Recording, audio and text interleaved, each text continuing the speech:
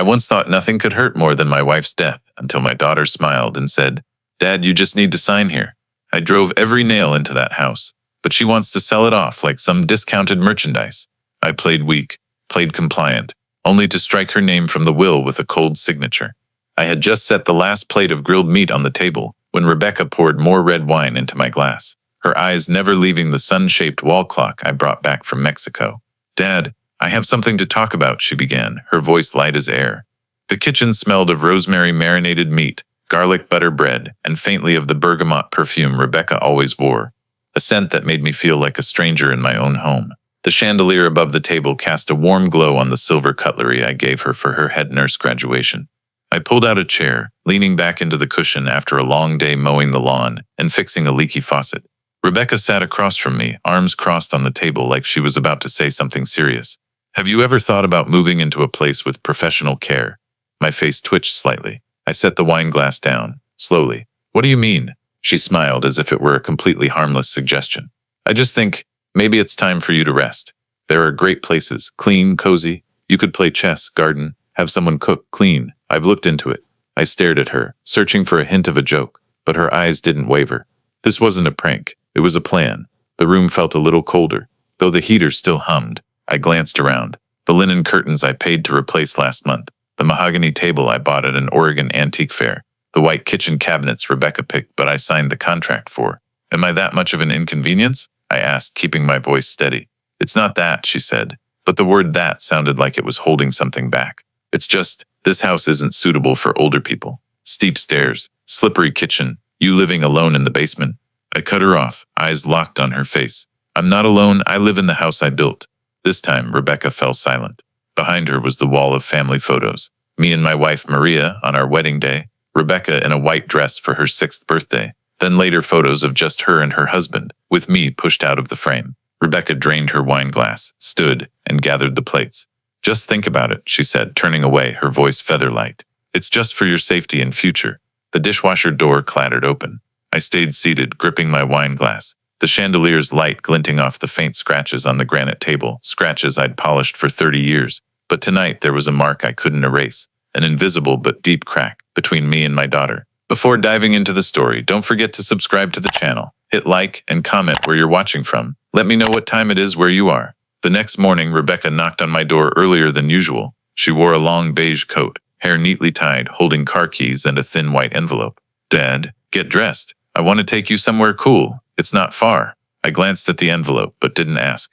Instead, I quietly put on a jacket, slipped on shoes, and stepped out of the basement room I'd called home for 10 years.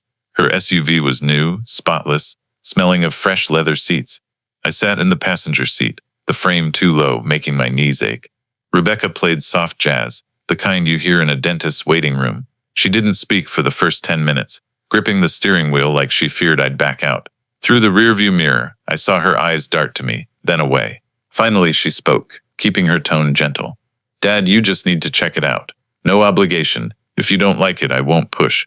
I didn't answer, just looked out the window at trees shedding leaves as if the town was bracing for a winter I didn't want.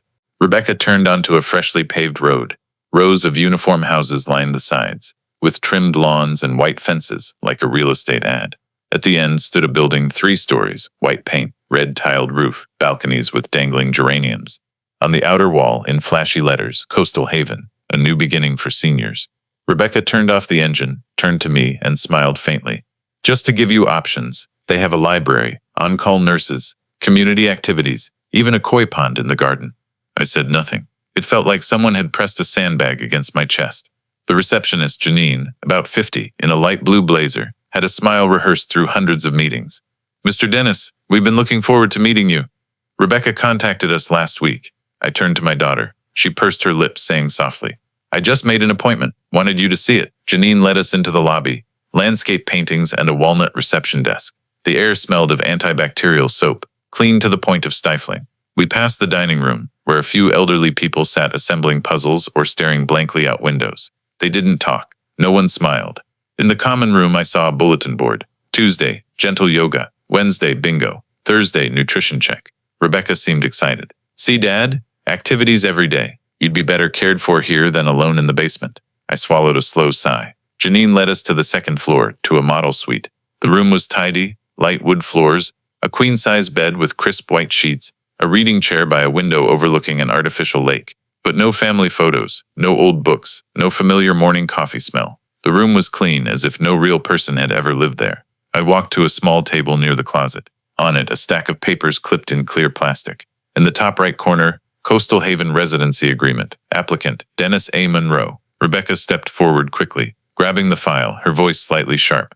Don't worry, Dad, it's just a sample. I printed it for you to see. I stood still, eyes on the lake. 2 ducks swam across the water. The sky was clear, sunlight spreading over the lake like thin glass. I remembered last spring, patching the back porch steps with cement because Rebecca said she feared slipping. I worked from morning to evening, knees aching, but smiled when she brought out 2 glasses of iced tea. Now she wanted me out of that house like outdated furniture. Janine stepped out to take a call, leaving me and Rebecca in the room. I sat in the chair. It was soft. Too soft. What do you think? She asked. I turned slowly. Nothing's wrong here, but nothing's mine. Rebecca went quiet. I stood, walked to the door. You booked it, printed the papers, scheduled the visit. So my only role is to agree? Rebecca looked down, silent. I walked into the hallway, not waiting for goodbyes. Behind me, Janine's cheery voice invited someone to see the 3rd floor wellness area. I walked slowly to the car, feeling like I'd just auditioned for a role I wasn't chosen for, pushed out of my own daughter's life. The car door shut behind me with a dry click, but another sound echoed inside me, something breaking. Not glass, but the last shred of faith I had in filial devotion. Rebecca hurried to the driver's seat, started the car, avoiding my gaze. She tried to compensate by playing jazz again, but this time the melody sounded like mockery. On the way back, she asked if I wanted to stop for coffee, but I just shook my head. At home, I pretended to be sleepy to avoid talking. I went to the basement, closed the door, and sat quietly in the armchair by the electric fireplace. In my mind was the white room at Coastal Haven, the paper with my name in bold, and Rebecca's calculating glance. The next day, I woke earlier than usual. Rebecca had left for work, her car gone from the garage. While making coffee, I noticed a file peeking out of a cream-colored tote on the dining table. I stepped closer. It was a dark blue folder, the kind with a tie closure, no lock. I glanced around, then opened it gently. The first page was a letter from Coastal Haven, congratulating Mr. Dennis Monroe for qualifying for the early move-in discount program. The second page detailed admission costs, requiring a $5,000 non-refundable deposit. The next was a power of attorney for property transfer stating, I, Dennis Albert Monroe, agree to grant authority over the real estate at 483 Willow Bend Lane, Oregon, to my daughter Rebecca Monroe as legal representative. I sat slowly, hands gripping the paper's edge. The signature line was blank, but the underline for it was typed ready. I flipped further. A small yellow post-it note. Dad, just sign here, I'll handle the rest. Rebecca's handwriting, round, careful, utterly calm. I took a deep breath. My hand on the table trembled slightly, not from anger but from strangeness, like I'd touched a world my daughter had secretly built behind my back for weeks, months. I placed the file back, exactly as it was, leaving no trace. That noon, when Rebecca came home, I was cleaning the living room windows. She walked in with groceries and a bank envelope. I pretended not to notice, but when she opened it, I heard the familiar rustle of printed contracts. You've got some papers to sign this week, she called from the kitchen, her tone prearranged. I nodded, not turning. Show me when they're ready. That afternoon, I went to the backyard. The wooden folding chair I built in 1997 was still there. I sat, eyes on the fence I replaced last year. Color picked by me, paid for by me. Every small thing in this house, from light bulbs to roof tiles, bore my touch. But in those papers, I was just Party A agreeing to transfer. That night, I heard Rebecca on the phone in her upstairs bedroom. I turned off the TV, quietly walked to the staircase. Her voice carried. Yes, he hasn't signed yet, but it's almost done, right? The house was reappraised last month. I have the scan if you need it. I stepped back to the sofa, sitting slowly. She didn't say my dad, but he, like I was an item in a financial plan. The next day, I got a letter from Foster and Lane, a law firm downtown. Sender, Patricia Lane, estate and property consultant. I hadn't called, hadn't booked, but the letter stated, we're delighted to meet you to discuss legal procedures for the senior residency program, per Rebecca Monroe's request. Attached was an appointment I didn't make. I brought the letter to the kitchen. Rebecca was washing glasses. I placed it on the granite counter, the counter I'd hauled from a discount store in 2008. Did you set this meeting with the lawyer? I asked, voice even. She dried her hands, glanced at it. Oh yeah, just preparing ahead. I know you hate paperwork, so I handled it to save hassle. I haven't agreed yet. She smiled faintly. If you don't like it, you don't sign. It's just a backup plan. I nodded. Inside, I knew she'd lied at least 3 times since yesterday, but I didn't call her out. No need. Not the right time.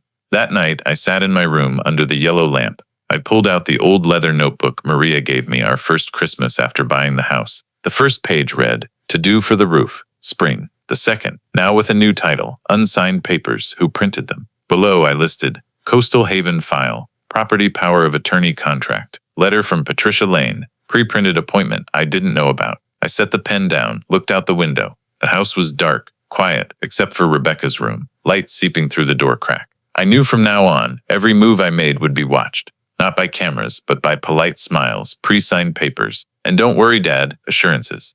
But I also knew something else. I wasn't alone. I had time, memory, and self-respect. And none of them knew the man they were rushing to push out still held the safe key, bank account codes, and an unchanged will. Not yet, but soon. I always stay up late. Maria called it the bad habit of a worrier, but since she passed, I don't see it as bad anymore. Maybe because it's the only time I'm truly alone. No one asking me to sign papers. No one suggesting nursing homes. No one looking at me like an aging liability. 10:10 p.m. I sat in the kitchen with a cold black tea. Only one small light on the bar counter was on. I heard soft footsteps upstairs. Rebecca's room. Each step cushioned by carpet, but I could tell the small high heels she wore as head nurse. Then a faint door creak, the latch sliding shut. I stood, stepped lightly up the stairs, stopping at the landing. Just then her landline rang. 1 ring, 2, then her voice. "Hello, I'm here." No speakerphone, but the night was so still I heard every word through the door crack. "Yes, that's right. He hasn't signed yet, but I think soon. No worries. I've set up the lawyer. Yes, Foster and Lane." A few seconds of silence, then a small laugh. "Coastal Haven has a deal this month. Signed by the 15th, we saved nearly $2,000 on initial fees. I've put down a deposit for the room. No, use the secondary card. My name, approved last year." I stepped back, heart beating slow but heavy. Not from shock, from confirmation. What I suspected now had proof. She used the secondary card, the one I opened for her during her nursing internship when her pay was low. I'd said, "Only for emergencies, kid." Turns out, emergency meant booking a room to move her own father out. The call continued. "No, he hasn't said much, just quiet, but that's good. He's weak now, won't hold out much longer." I turned, silently went back downstairs, each step as light as a breath. The basement door closed soundlessly behind me. I sat, light still on. The tea was fully cold. On the table was the leather notebook from yesterday. I opened a new page. Title, 10:17 p.m. Call. Details to remember. I wrote, "Deposit made for Coastal Haven. Used secondary card in my name. Discount if signed by the 15th. Lawyer appointment with Foster and Lane. Sees me as weak, won't decide much longer." I stopped writing. Stared at weak. It'd been a long time since I thought of myself that way.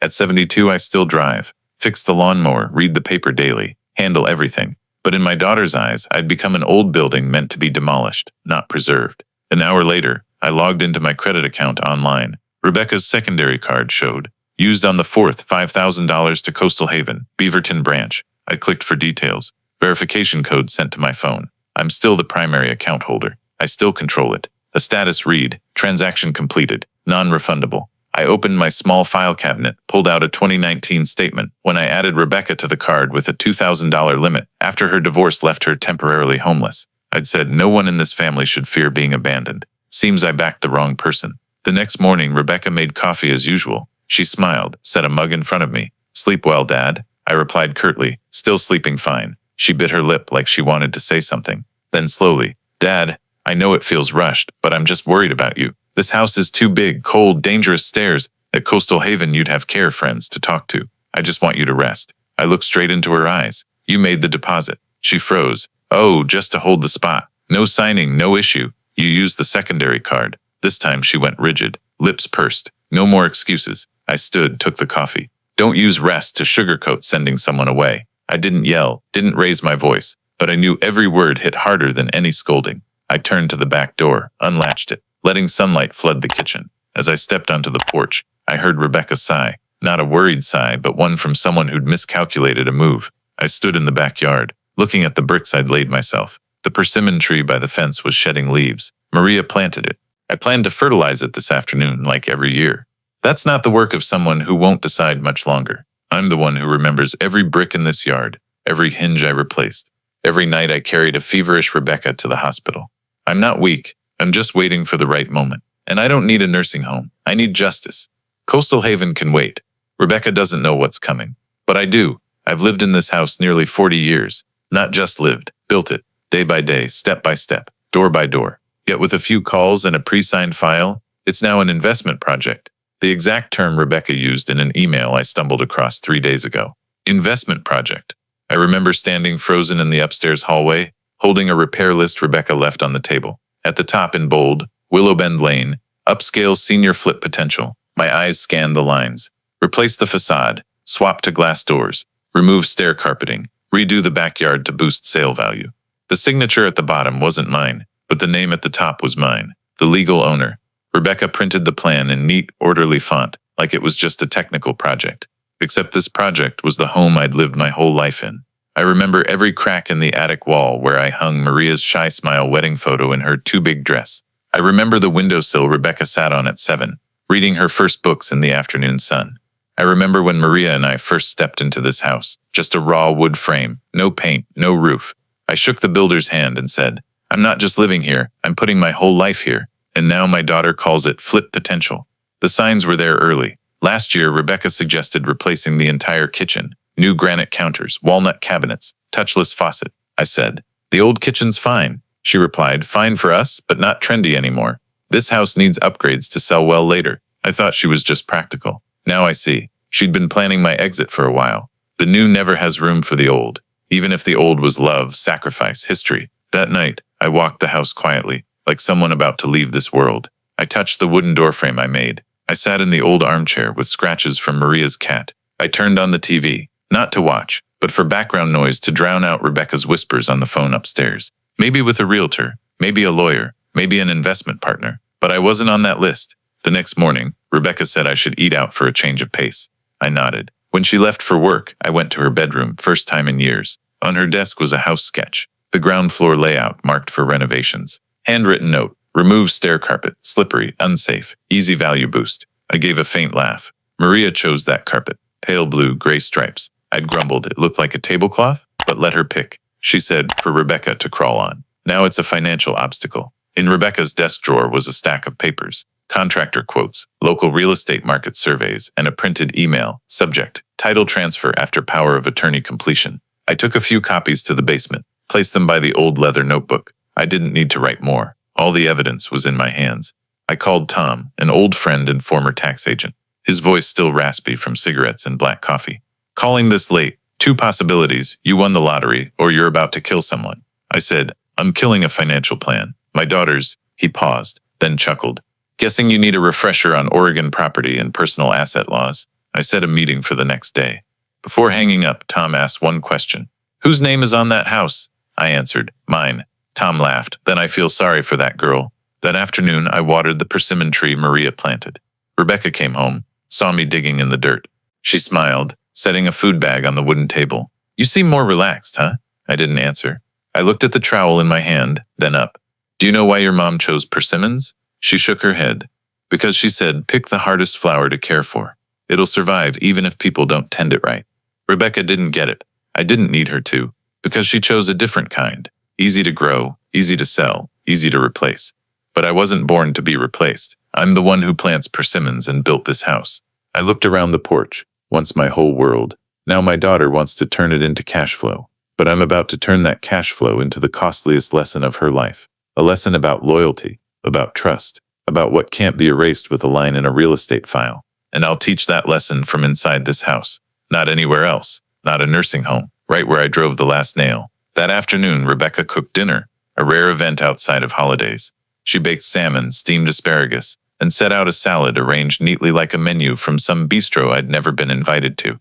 Try my cooking, Dad, she said, pouring wine. I sat, chewed slowly, watching her face as she feigned care.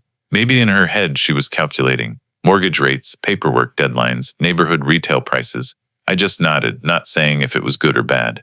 Deep down, I knew one dinner couldn't fix a 10:17 p.m. phone call, or the papers I found in her room. After the meal, Rebecca asked, how about we visit Coastal Haven again this weekend? They're hosting an afternoon tea with live music. No pressure, just for you to relax. I scooped more salad, not looking up. You think I need to rest? She smiled lightly. You deserve to rest.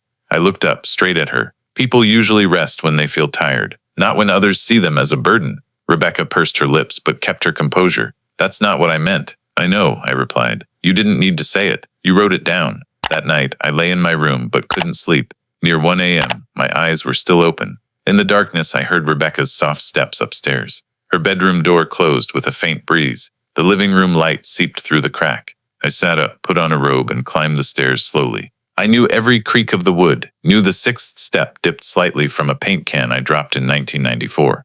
I stopped at the corner, near her bedroom. She was on the phone, whispering but loud enough to slip through the cracked door. I'm keeping the 12th. If nothing changes, he'll move out next weekend. Yes, I let him think he's deciding. No, he hasn't signed, but I sent the draft to Patricia. They're preparing to finalize. Yes, I'll explain everything after it's done. I stood there, heart beating slow like a hammer's rhythm. Each word was a new nail in the coffin of my remaining trust. Her voice came again, lower. If we sell fast, I can clear at least $85,000 after renovation costs. The realtor says the market's up. Yes, he doesn't know anything. He thinks I'm looking out for him. I stepped back, my footsteps light as a ghost's. Back in my room, I sat on the bed. My hand touched the blanket, the wool Maria stitched when she was alive. I closed my eyes, picturing Maria's face, calm, direct, deep brown eyes, resolute. If she were here, this wouldn't be happening. Rebecca wouldn't dare. But Maria's gone, and I'm the last one standing between this house and the greedy belly of the child I once fed with a bottle. I took the notebook, added a line, 2:41 a.m. call, admitted sending unsigned contract to lawyer. Plans to move me out on the 12th, calculating profit after house sale. He doesn't know anything. I underlined the last line. Doesn't know anything. A quiet knife. The next morning I made coffee, set 2 mugs on the table. Rebecca came down, hair still wet. She smiled, but slower. Up early, Dad? Usual. I slid a mug toward her. I've thought about it. About moving. Her eyes lit up for a split second. Then she played calm. Really? You're okay with Coastal Haven? I think if it's what you want, I should consider it. Her shoulders relaxed. I just want what's best for you. I know, I smiled. I won't sign anything yet, but if you have a clear plan, show me gradually. Rebecca nodded, stood to grab files from the office. She didn't know every move she made now I'd watched not as a father, but as someone who'd drawn hundreds of house blueprints and knew exactly where to break a structure to make it collapse.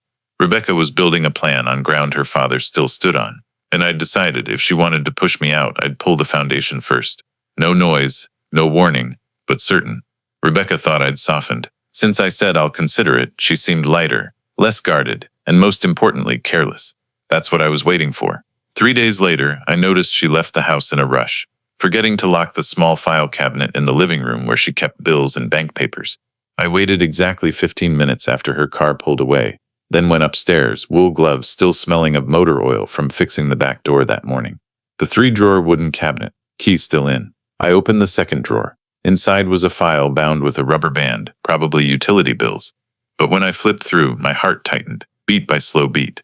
Not utility bills, credit card statements. The secondary card in my name used by someone else. That someone was Rebecca. Each transaction printed clearly, date, time, place. I read each line like a theft confession, except I was the victim. Last month, the 4th, Coastal Haven, $5,000. The 6th, Furniture and Design Co., $2,800. The 8th, High Ridge Legal Filing, $750. At the bottom, a note, prepaid renovation project expenses, unallocated items, paid via primary account. Her handwritten note, neat, will adjust after house sale. I set the papers down, hands clenching lightly. I wasn't angry anymore, stone cold clear. Everything matched my suspicions. She didn't just want me out. She was using my money to prepare the sale, from furniture to lawyers to a new life without me.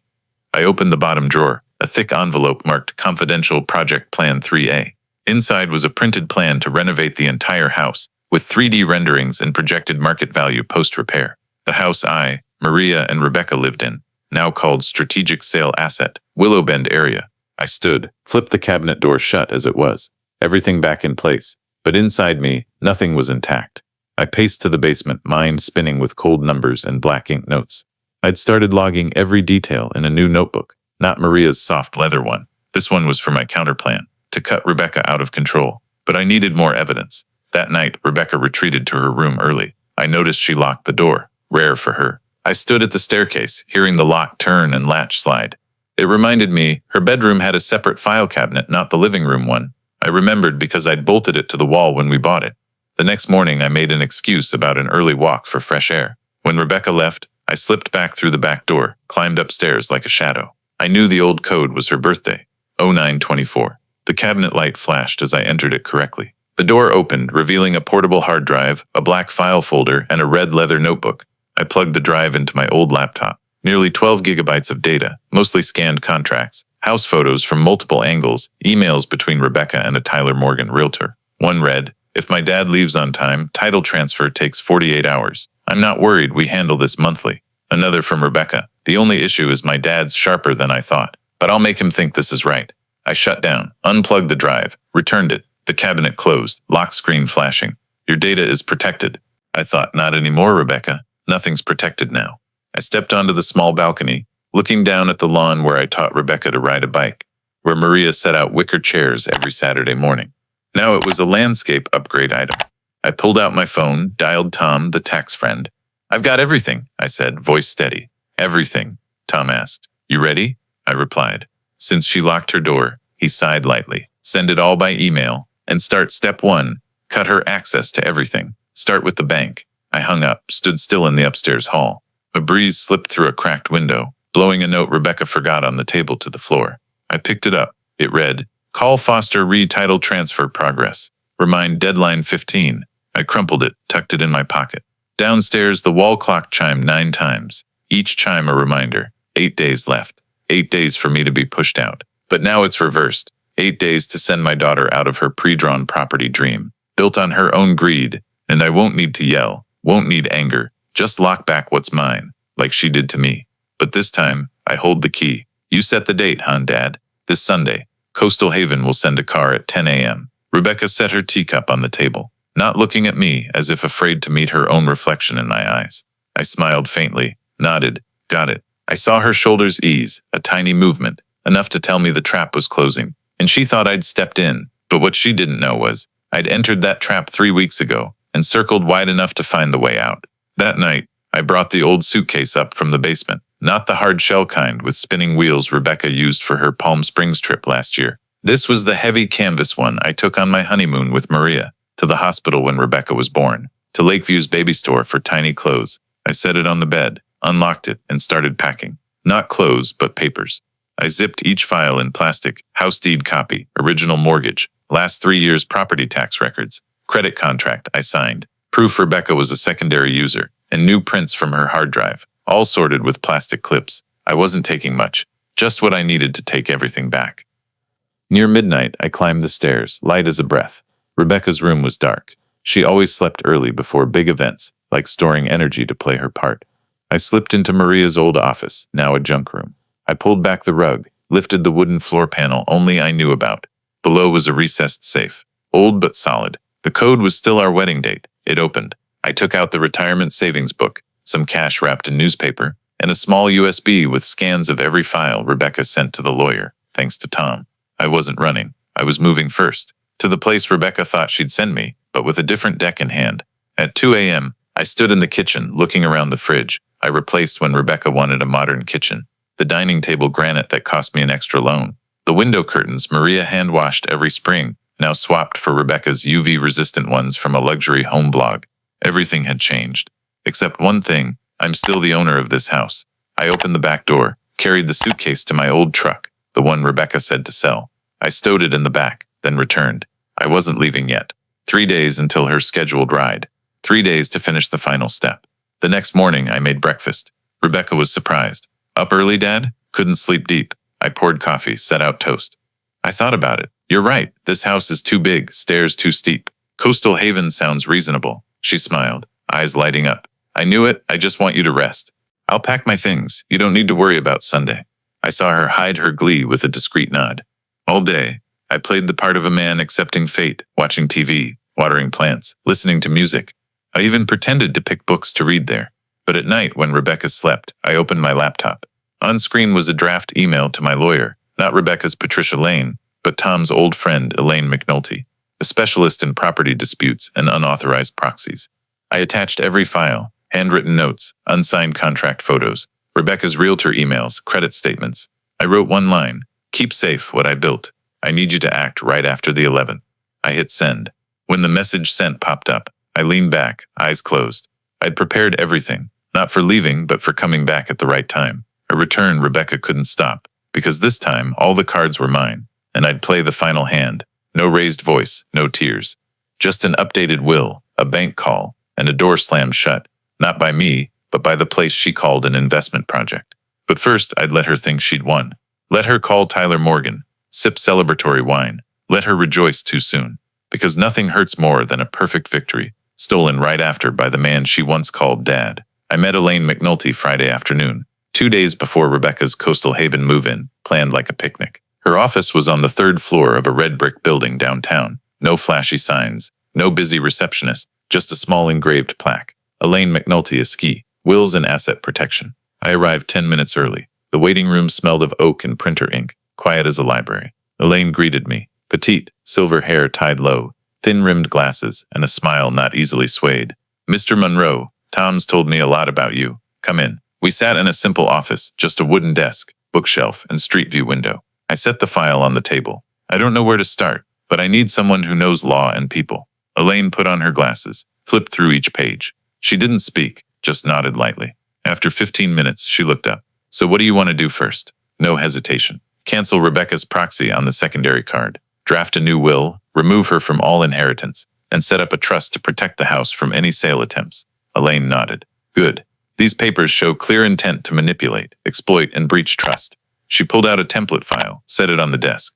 "This is a new will draft. I'll go through each part with you. Then you sign here in front of me and a notary. We can finish in 2 hours." I looked at her, gnarled hands resting lightly on the desk. "I'm not doing this for revenge," I said. "I'm protecting my work and memories. I thought I'd leave everything to my daughter because I believed she understood what matters. Now I know she only understands resale value." Elaine nodded, leaning slightly like she truly agreed. "And when you pass, where do you want the house to go?" I thought for a moment. Then slowly, "To a charity housing homeless veterans. This house was a refuge. It should stay a home for someone who needs it, not a profit item." Elaine smiled, first time that meeting. "I'll arrange it exactly as you want." We worked 2 hours straight. Each signature I placed was a step to reclaim myself. From pitying looks, "you should rest" lines, being seen as someone's future obstacle. When I signed the final line, Elaine filed the papers in a leather folder. "As of now, the old will is void. Assets are in a trust. Rebecca has no access, and all your property, house, land, retirement account is protected." I nodded, relieved. "And the secondary card?" Elaine smirked. "I contacted the bank. Access revoked, card disabled.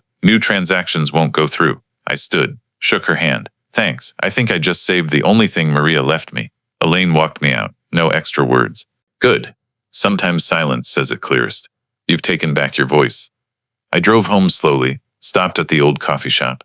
I bought a takeout espresso, a habit I dropped since Rebecca started making detox tea every morning. When I got home, Rebecca was wiping the table, smiled when she saw me. "Out for a walk, Dad?" I held up the coffee. "Felt like a change." She nodded, kept cleaning. I saw the file on the table, same papers I knew too well. "What are you prepping?" I asked, playing naive. "Oh, photocopies for the move. Coastal Haven needs residence confirmation." I nodded. "Better be quick, I'm almost packed." She smiled, eyes more confident than ever. Maybe her last carefree smile, because from today, Rebecca Monroe's name no longer exists on any property records. And when she finds out, she'll have to answer, why would a father do this? The answer lies in every bill she wrote, every midnight email she sent, and the greed she called caring for the future. But I have another plan, a future without her. A future where justice doesn't need to shout, just a name quietly erased from inheritance. That Sunday, a light spring rain fell, wet, persistent, soaking the roof tiles, dripping on the windows. I woke at 5 a.m., made coffee, sat at the familiar dining table like any other morning. But today wasn't ordinary. Today was the day I was sent to rest. Rebecca's words, polite, reasonable, humane. To me, it was a modern exile with a signature attached. At 7:15, Rebecca entered the kitchen. Hair neatly tied, gray dress, black shoes, silent. She smiled, seeing me ready. "Sleep well, Dad?" "Well enough," I replied, taking a second coffee. "What time did you tell them?"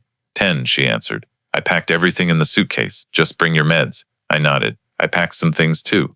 I stood, headed to my room. While she called Coastal Haven, Janine's name repeated a few times. I grabbed the old suitcase, packed 3 days ago, and set it by the front door. At 8:30, Rebecca bustled up and down, double-checking drawers, muttering a checklist like a hired mover. License, health insurance, formal invite, vaccine records.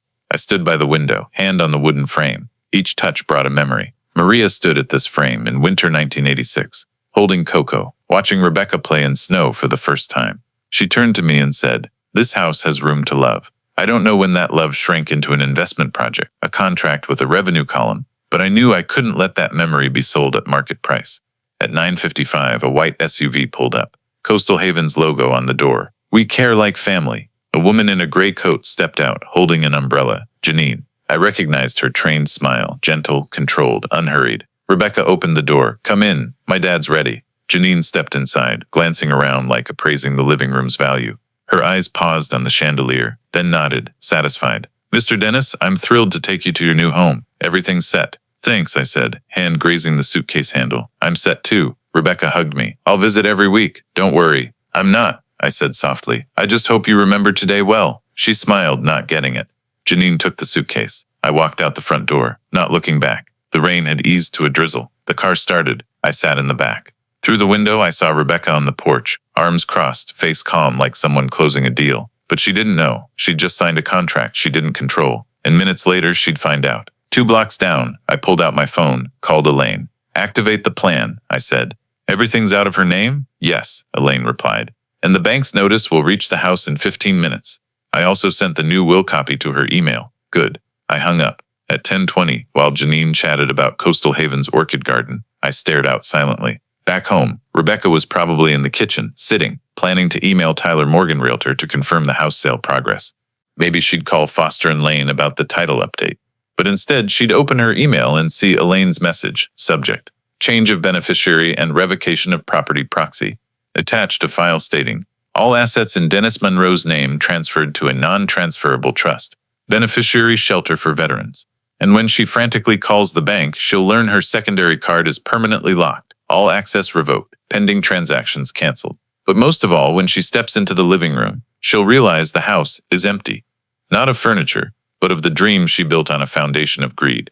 And the one pushed out isn't me anymore. It's her, pushed out of the will, out of control, out of the life of the man she once called Dad, as a means to her ends. The house still stands, but not for her. And today's ride isn't my farewell. It's the opening act of a complete goodbye. No tears, no drama. Just an empty door, and a paper signed in silence. Coastal Haven was quieter than I expected. Not the quiet of relaxation, but a forced stillness, like every sound was filtered through velvet. I was shown to the Lakeview suite Rebecca had chosen. Same wide glass window overlooking the artificial lake. Same queen bed with spotless white sheets. Same sterile feeling of a model room waiting for handover. Janine said a few congratulatory words, handed me a schedule of activities and a weekly menu. If you need anything, just press the buzzer by the bed, she said, leaving with an industrial smile. I set the suitcase on the bed, opened it, no clothes, just papers and a stack of pre-stamped envelopes. I took one, wrote on the first line in familiar handwriting, to Rebecca Monroe, from Dad. Inside were 4 pages I'd written 2 days ago, under the basement's yellow light, where I sat with Maria the first night we moved into that house. I didn't write as a scolding father or a betrayed man. I wrote as someone who once believed, and now just wanted the other side to understand exactly what happened, not with shouts but with the soft click of a closing door. The first page had one line. You might win with money, Rebecca, but you can't win with conscience. I detailed how I uncovered everything, from spotting the first contract, to hearing the 2:41 a.m. call, to the hidden bills, to the locked room. I listed every handwritten note she made, flip potential, temporary proxy, transfer after he moves, like someone reading their own will, but this time before dying, and written by my own hand. I made it clear I wasn't angry about losing money or being sent to a home. I was angry for being made a tool, a cog in the cold business plan she called caring for the future. The second page included a photocopy of the new will with a note. You are no longer a legal heir, nor are you an authorized proxy in any financial documents. I specified the new beneficiary, Shelter for Veterans, the group that helped an old friend of mine after the war, who stayed in my garage 2 months in the winter of 1997. The third page included a copy of the secondary card statements, where Rebecca used my name to buy furniture, pay lawyers, and place the Coastal Haven deposit. I highlighted each line, leaving no room for her to feign ignorance. At the bottom I wrote, you didn't spend my money, you spent the money of a man you no longer understood, because you stopped seeing him as human long ago. The final page was short, just 3 lines. I thought you needed protecting. Now I know this house needed it more. And for the first time, I chose it over you. I folded the letter, slipped it into the envelope, sealed it, wrote the home address in steady ink. I handed it to the receptionist, saying, send this today, it's important. That afternoon, I went to the courtyard. An old man named Marvin sat on a stone bench, weaving fake fishing lures from old copper wires. I sat beside him, silent for a while. Finally he turned, voice raspy but laced with humor. "New guy? You look sharp still. Don't tell me your kid sent you here." I laughed. If I said no, no one would believe me. Marvin nodded. Everyone here's got a version of that story. Some came because they couldn't walk. Some because they wouldn't, so they were sent.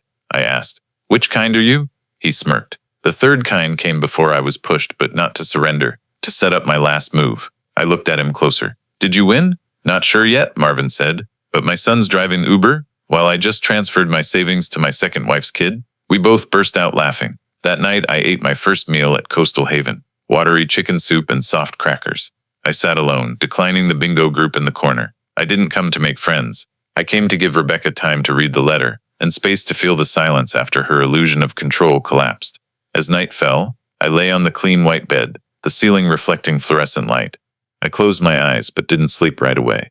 In my mind, I pictured Rebecca opening the letter, her face shifting through the pages, from confidence to confusion, from panic to despair, and finally facing the truth. No dad soft enough to forgive this time. Just a man who chose silence as his voice, and a letter in place of a goodbye that didn't need saying. Rebecca didn't call back. No emails, no texts, no check-ins through Janine or anyone at Coastal Haven. She vanished from contact like she was retreating behind a stage curtain, hoping if she stayed still long enough, the audience would forget what just happened. But I know my daughter better. She wasn't silent from regret. She was silent, plotting to flip the board, or rather, poring over every page Elaine sent, every irreversible clause, every asset transfer she's no longer part of. I imagine her in the living room, the one she planned to repaint for buyer appeal. Papers scattered on the floor, a bank notice on her screen. The notice arrived at 9 a.m. Monday. Elaine's doing. The first line read, "Notice of termination of secondary account access, Rebecca Monroe." Below a list, all secondary credit cards canceled, all unverified transactions frozen, all online access revoked. But that wasn't what froze her. At the bottom, per the newly executed will, all original assets transferred to the Shelter for Veterans Trust. Assets cannot be inherited individually, transferred, or used as loan collateral in any form. That's how I slammed every door Rebecca thought she had a key to. Every transaction she planned, now a brick in a dead-end wall. Elaine called that afternoon. "We got a response from Foster and Lane," she said. Her lawyer requested to cancel the title transfer because the client no longer has legal ownership to initiate this process. I smiled. "Good. Let everyone know who really owns that house." Elaine paused. "Rebecca called me this morning. I didn't pick up. I left an automated message. Please contact the legal asset owner to discuss. No claims accepted from unauthorized parties." I breathed slowly. "Thank you." Before hanging up, Elaine added, "I finalized the will, sealed, notarized, and stored in 2 places, our office and Oregon State Will Registry." I nodded. "Good. Make it clear as a slap." That night, I sat alone on Coastal Haven's back porch. No one bothered me. An old man named Wallace waved from afar, then went back to his paper. A light breeze carried the smell of fresh-cut grass and damp soil. I missed home. Not because I wanted to return, but because I knew I never left. Rebecca could drive me here in a fancy car, sign 100 papers, pack suitcases, schedule it like a warehouse clear-out, but she couldn't take the house. That house is still mine. I pictured it standing on Willow Bend Lane with the wooden door I fixed by hand, the living room wall Maria hung family photos on, the 6th stair with a dent where I sat sewing Rebecca's shoes in 2nd grade. I took it all back. Not with anger, not with lawsuits, with a will written in silence. And that will is the clearest proof I'm sharper than ever. I opened the printed file Elaine sent, a full set of asset protection clauses, trust setup, and post-death conditions. The first line read, "Completely excluded from inheritance, Rebecca Monroe." Below a special clause I asked Elaine to add, "If any excluded party files a contest, that right is automatically void, and all assets move to absolute protection for Shelter for Veterans. No room for bargaining, no chance for apologies, no turning back." I set the file on the table, poured a glass of water, sipped slowly. Rebecca might think she can turn it around with tears, or a late apology, or regret wrapped in soft words, but that doesn't matter anymore. I signed. The ink is dry, and once the final will is sealed, all that's left is silence. A silence. No one calling Dad anymore. But for the first time in years, that doesn't hurt.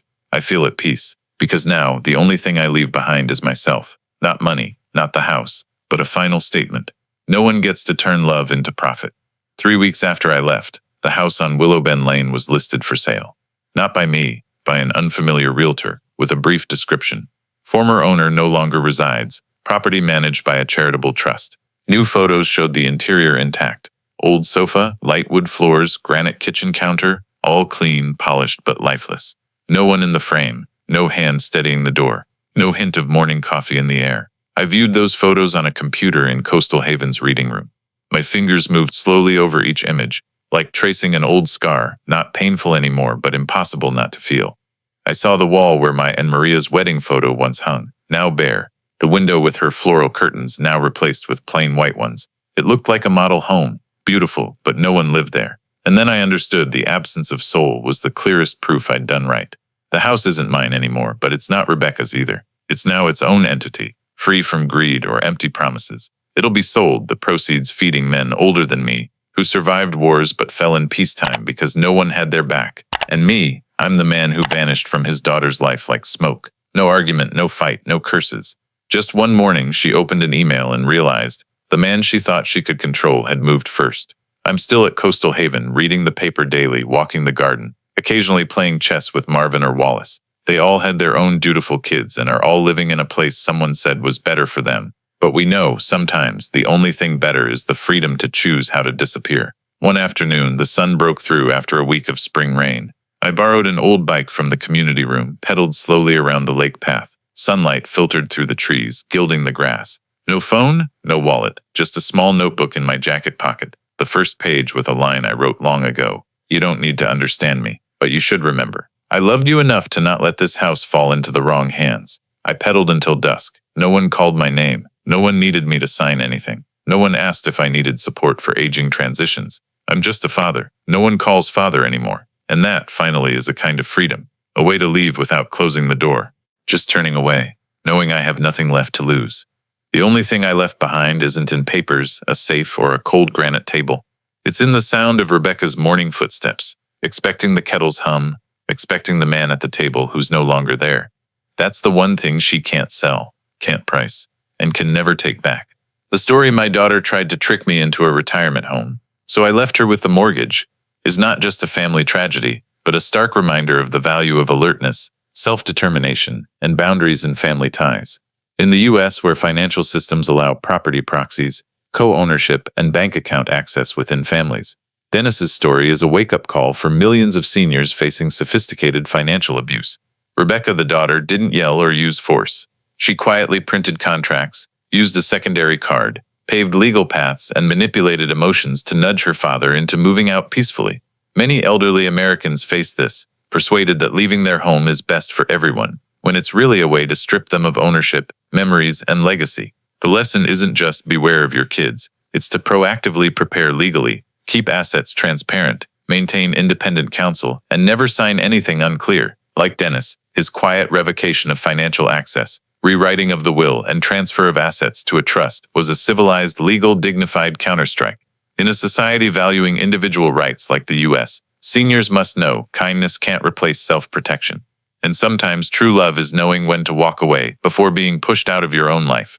If this story touched a pain many endure in silence, hit subscribe to hear more hidden truths behind family doors. Thanks for watching to the end. See you in the next video, where a simple letter can change a life.